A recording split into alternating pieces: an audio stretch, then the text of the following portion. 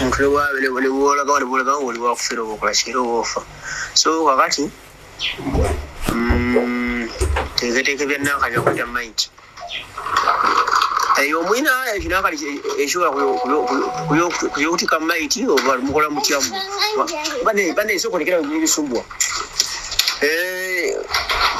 nfe tetwabera kukola eki bakubira omuntu nebagaba bamuwereza akasente bwe kati tuwereze maiti oba fe tujja kuweereza omulambo okugabira kiki kati ekisoboka gwe kyolaba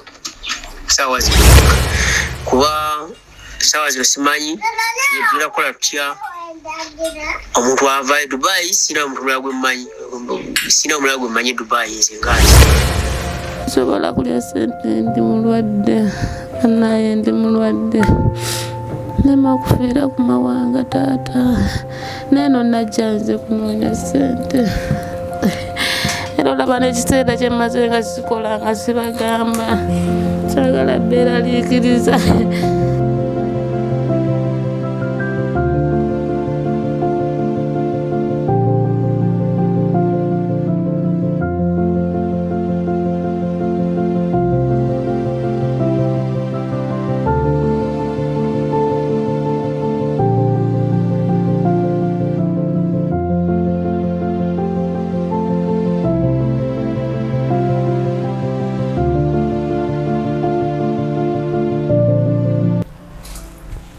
nga tukyali ku nsonga z'omugenzi Najjemba Annet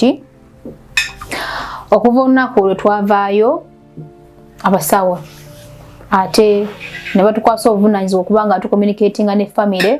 nga sinnagenda wala kansooke mbalamuseeko mwena abatulaba abanyolerwa ewamu naffe kubanga amazima go twanyulwa ku lw'omwana oyo okufa era nga tweyongera okuba nga tusaba omwoyo gw'omugenzi okuba nga ate Omukama agulamuza kisa era agutebenkeze mirembe so twava olunaku olwo nali nakatuuka ewaka taata nga sinamuteerako na message ngenda okola nga ataddekewo awo ka message ng'abuuza abange ki ekiriwo biki ne mugamba muzeeyi muwala we yakoze eki yafudde owadde okukiwulirako simanyi ko muzeeyi n'agamba nti ebituufu ndi bituufu so ate nga oluvannyuma before naweerezaako taata ono voice notes ne messages naye nga sinnagenda wala kasooke mpe ate akakisa bannange tubatambula nabo mweno story kubanga babalamusaako bababuuzaako then tumanye ekigenda mu maaso. Annet Najjemba ki ekiddako, agenda kuziikibwa wano oba agenda kudda ewaka ewutaka? Omulabi wa Nyondo Media we naali eyatulaba amanya n'eddoboozi Medi nga bulijjo era nga tusinzidde mu studios okubanga ate tubaweereza olunaku lw'olwaleero. Tulina siimwe era omukyala gwemanyi obulungi gwe baandika naye. Abalabi ba Nyondo Media mbalamusiza gyebaleko. Amanya n'eddoboozi asiimwe nga bulijjo. So olunaku olwo taata nga janterako ku voice notes obumu bwe nsobola okuplayingako obumu bwe nnyina waneeno nga kale alaga bandyetaaze okuba nga omubiri gukola ki gudizibwayo ewaka kusinziira ku njogera nga bwagamba. Ekyo kituufu kuba omuntu nebwolaga nga oli wakufera oba okola kiro oba ofa so kakati tegeteeke byannakanya kujja maiti omwina ekinakali ekisobola kuyokutika maiti oba mukola mutyamu bane esokonekera ebisumbwa nfe tetwabera kukola eki bakubira omuntu nebagaba bamuweereza akasente bwe kati tuweereze maiti oba fe tujja kuweereza omulambo okugabira kiki kati ekisoboka gwe kyolaba saawa zino kuba kati ekiri ekyomuntu kiwedde twali kyakukola. Kati kyembuuza nyabo waliwo enteekateeka ey'omuwulira sibabuuza nga akomandi nga mbuuza bubuuza kuba saawa zino simanyi tugenda kukola tutya omuntu ava Dubai sina omuntu mulala gwe mmanyi Dubai nze nganze bemmanyi bali wala nabo kontakiti yabwe zino yesiziraba waliwo amagezi oyinza okumpa ati kolabo ndemo tumutika ku nnyonyi waliyo abagenda omumuzza nsaba busabye ombuuliremu ndabe wetandikira ennyo awo ge malowoozi ga taata kano kava noti akasoose okunziramu kuba nali mugambye ne mugamba waaye yafudde naye byonna mukama yakola ki yagera tewali asobola kustopinga kola ki kufa naye mu ntandikwa omwana yali yeegayirira taata n'okumwetondera taata ono kubanga twali tuli ku gundi yasookera ddala nga tulina Annet nga akyali mulamu taata yagezako okuwakana ti maybe omwana ali mu katemba n'atusaba obujulizi taata agezaako okuproviding obujulizi okumuwa era nakosa simu yange ne mulamusaako ne mubulya ku mbeera eriwo naye okuba nti nno beegattako wamu naffe okuba nga tulaba engeri omwana gyadde ewaka taata kyembabulya ge mazima teyanziramu kigambo kyonna naye nga zonna messages za blutikinga era nga zaawulizibwa zaalabibwa naye taata teyanziramu so nabadde surprised onako olwennyini lwe yafa nga tumaze okuvayo mu ddwaliro nga naakatuuka ewaka ngenda okusankako voice note taata ng'akola ki ng'abuuza nti ate munnange gye balekeyo kyekiriwo ne mugamba munnange muwala we yakola ki yafudde so nabadde surprised ate taata nga olaba nti ate kati olaba nti afaayo saagala kujajinga kubanga olusinza okujajinga ekintu kyotamanyiiko mayitire gaakyo naye kale okusinzira ku kyendaba oba nekyempulira kyewuunyisa okuba nti taata yaditeekayo nnyo ate okubanga asaayo nnyo omwoyo okulaba nti oba omwana addizibwayo so mulina kyebuuza mutima munze ne ŋŋamba kuba we namuwa meseji ezo teyanziramu nga maze okuziwuliriza naye ate ne neewuunya ate nga azze n'okufaayo kw'amaanyi nnyo muli neebuuza nti singa taata ono waakiri mu kaseera kale omwana yali akyali mulamu twamulanjanira we yavaayo n'alaga okufaayo omwana nga akyali mulamu kale waliwo enjogera egamba mbu sima baagala oba baagala olugero olulina kyolumanyiiko baagala alina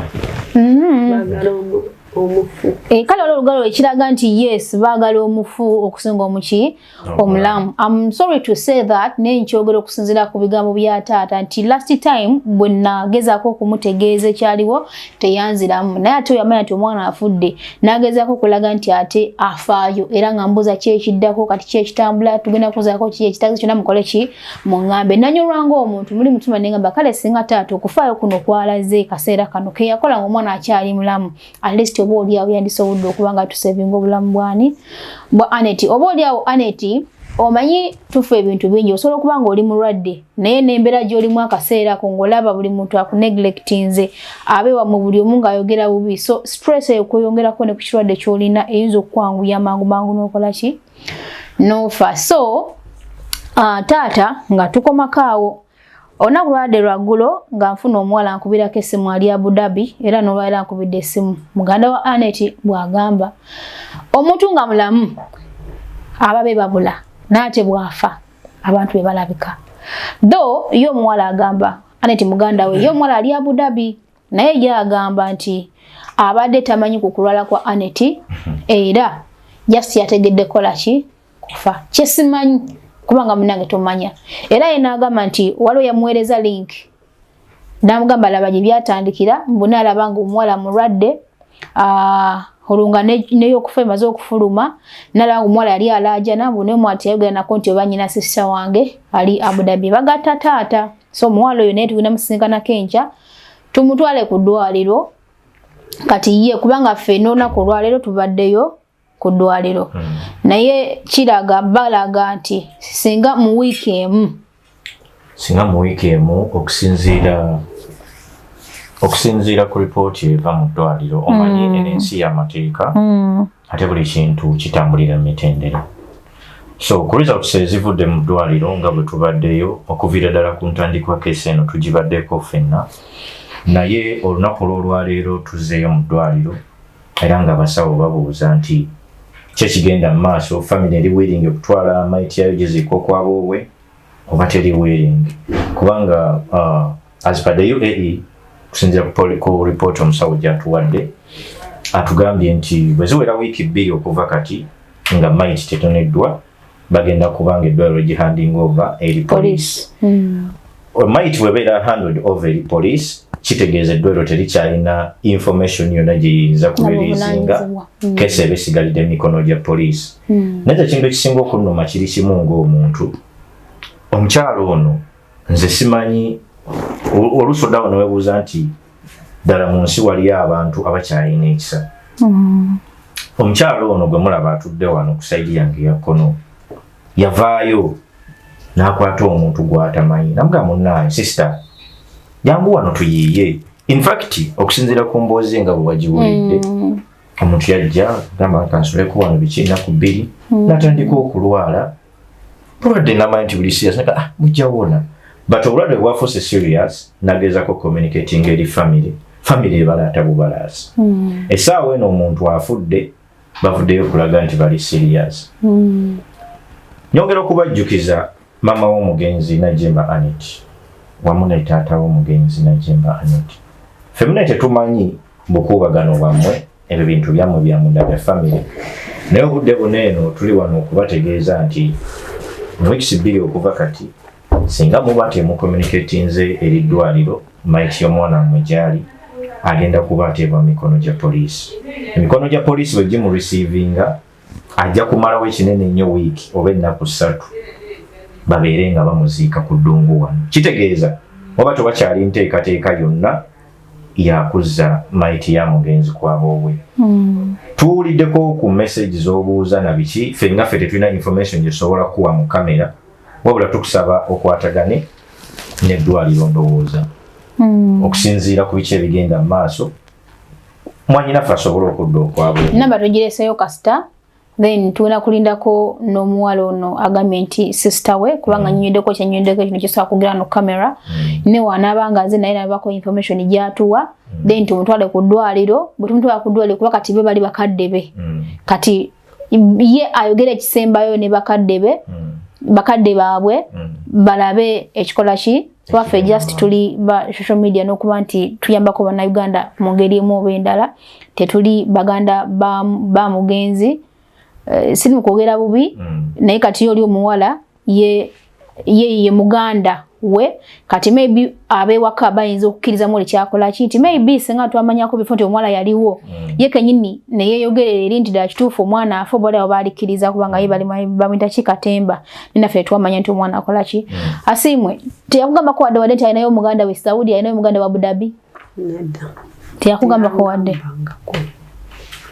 Nsaba nyongerezeko katono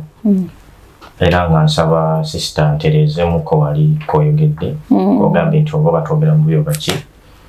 mwena abatulaba Nyondo Media twavaayo ku ddungu wano ng'omuzungu akiyita void mu luzungu kwegamba tuli muwaatwa mu Luganda ogwo gwe twatondawo okuyisizaamu eddoboozi lya munnansi mu Uganda ebyo yatasobola kuyimukanga ejje kujja mu kamera mu mbeera yonna gy'aba ayitamu ne tusobola okugezako kwate kuba okuteekawo omuwaatu ogwo ayisizemu obubaka bwe okutuuka eri abantu be. Byonna bye tukola tubikola olw'okwagala ensi yaffe n'okugezako okulumirira eggwanga nga bannansi ba Uganda. Kuba tulowooza nti olwaleero leero bwe nnyamba sisita wange Rozet ndowooza nti nkyajja kunyambira omwana nga nvudde mu mulayi w'ensi oba muganda wange nemiti. So bwe tuvayo mu kamera bwe tuti ne tubaako ensonga gye tutuuse eri mmwe wadde abangi mugitaaminga mu ngeri endala we don't care so long as ekituufu ekituba tuzza okukola kituuse gye kirina okutuuka gwe mulamwa gwa platform eno. Sister Asiimwe yaŋŋambye kuba twali tunyumyamu ku ssimu we wankubiridde namugamba sister Katonda bagendaka manyi obulumi bungi tukyaleko mu studio za Nyondo Media tugezeeko okuwayawayaamu like kudungu wano wajja otya byozoyitamu n'omugenzi before okufa mwasinkana mutya kubanga tuyinza okuba naye leero netumanya mu maaso ne tusinkana mu bintu ebyenjawulo. So naŋŋamba maybe it's okay kasita sister Rozet naye nayogedde naye tugende mu studio twogereko eby'eggwanga oba oli awo story yange enaabako amakulu gebaako kyegatta ku bintu byonna. Mbadde nteesa kasita tu updatinza abantu omanyi buli muntu abeereyo n'akubuuza omwana ono yaddawa ensonga lwaki tukomawo over and over again okuba updates zonna tuba tokatibwako n'okusatisfyinga abalabi baffe okumanya ki ekyazzeko ki ekiriruddawa kuba abamu bagamba nti omwana okatalidda bagenda kumuzaayo bagenda kukola bati ebintu bwe bityo so tujja mwena tuba tegereza waneeno kiba kikola amakulu naye nga ngenda kugala ebigambo byange nga kimu 2 3 I think it will be better this update is enough for our viewers and then you host a story with her obulamu bwe bonga ulinga wabadde challenges zafunye waneeno ya meeting ato yo mwana and then maybe story esobola contributing eri kulamba omuntu mulayina ali waneena wanga ali akukiye kubanga fena tuita mu bingi nze I've told my story to so many people embadeko ku media zezenjawulo and I love telling the truth na baleta mu ngeri ki baleta mu mbeera ki so isere bisinga buli muntu ovayo nojja n'obulira amazima kiyambako omuntu oyo abamu twagala ntujja twerage onooli balimba obulamu n'obufakinga naye kimanyi omuntu n'obulira omuntu true story yo so no yali eyo naye abako engeri gyakipickinga mu booli awayinza okuba nga ayita mu mbeera yemu gy'oyitamu oba nga ayita mu mbeera gye wayitamu however ba wagivunuka afuna amaanyi okulala naye agenda kuba nga agiyitamu atya so ebigambo byange ebisembayo then I think you will go ahead with her maybe in the next session and then abeerenga she can tell the story nze ebigambo byange ebisembayo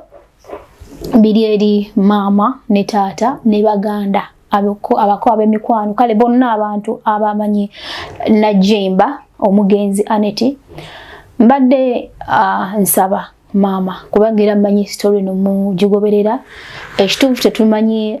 biri mabega wa family yamwe obaliwo obukubagano bawaliwo kina efe okusinzira ku messages twafunanga okuva gye muli nga mwereza ku simu y'omwana muwala twabiwulirizanga twabawo engeri y'obukyayi kubanga nze nsobola baga bwe ekyokulabirako ate nga si kwewaana nze nga wano bwendi mu bumpi bwange mutuno bwange nga bwenfaanana bwenti omukaddanzaala owange ne bwabanga awulidde nti ndwadde bulwazi tasobola kumira mazzi maama nzaala ne waateeka oluba bwe kiba nga kyekyetaagisa okunnunula okuva gye ndi yasigale nga asula ku street omukaddanzaala naawukali asobola okukikola. Why do I say this? I know her very well. Cause anwanidde entalo mpitirivu nnyo newe guba nga mubiri gwange nga nafudde naweddemu omukka kino kyolaba ekibiribiri ekitalina mugaso nga kimwetaagisa okutunda watudde waateeka oluba aze ekibiribiri kino akize wake otaka akikubeko eriisa evvannyuma omukaddanzaala akikola ebyo bye twagala mu bazadde abatuzaala bamaama yesu omwana ayinza okuba nga obaoliawo yasobya naye ate mbadde nsaba mutunulire abaana bazadde kubanga mwaizo kubanga yakusobya nga maama naye nga atete yasobya mwana gwe yazaala ayina abaana 5 kyetulya sibwe kiri nga ayinako n'abalongo abato abaana abakaseera kano bayinza okuba nga tebategeera banga tebamanyi naye amazima gennyini media etereka ebintu ebiterekera ddala oba oliawo olulibo olwo balimanya ne balaba mama waabwe engeri gye yalaajanamu naye ate nga teyasobola kuyambibwa kati wano wembadde nsaba nti at least bwe kiba nga likyagaana omwana okuddayo nga mulamu omba nga musobola okwekolamu omulimo kubanga family yo weeri n'amasimu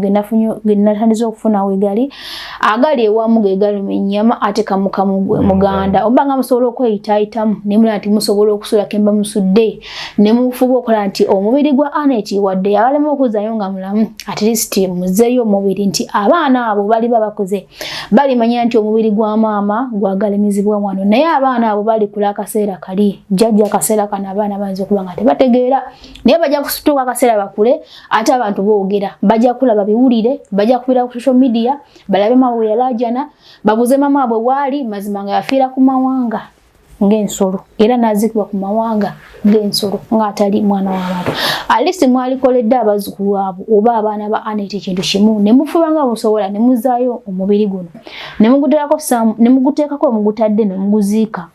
abaana abalisti bali kulanga balaba ekijja ne bamanya nti maama waffe yaziikibwawo naye kijja kubaluma emirembe n'emirembe nga bawulira nti maama yafiira ku mawanga teyayambibwa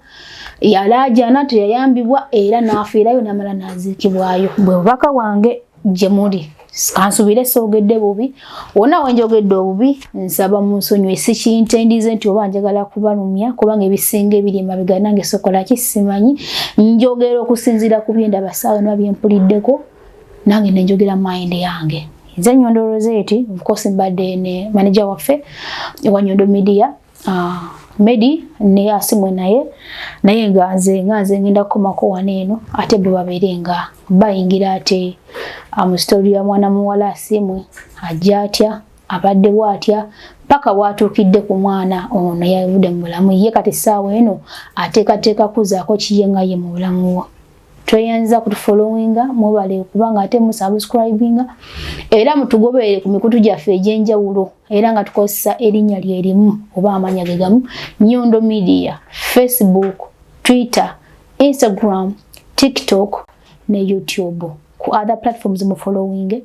ate ku Nyondo Media mu subscribing. Temwerabire na kona kade kubanga ebintu bye tubaleetera si bya kubalaata. Tubaleetera ebintu ebibasanyusa, tubaleetera ebintu ebibanyiiza, bye mwagala okulaba ebijjo basanyusa n'ebijjo bakabanga temwagala kubiraba nenga mulina okubiraba. N'ebyokuyiga. Tusinkane mu kitundu ekyokubiri. We sign out. Sobola kulya sente ndi mulwadde, naye ndi mulwadde. Nema okufiira ku mawanga taata. Neno najja nze kunoonya sente. Era olaba n'ekiseera kye mmaze nga sikola nga sibagamba. Sagala bbeera liikiriza.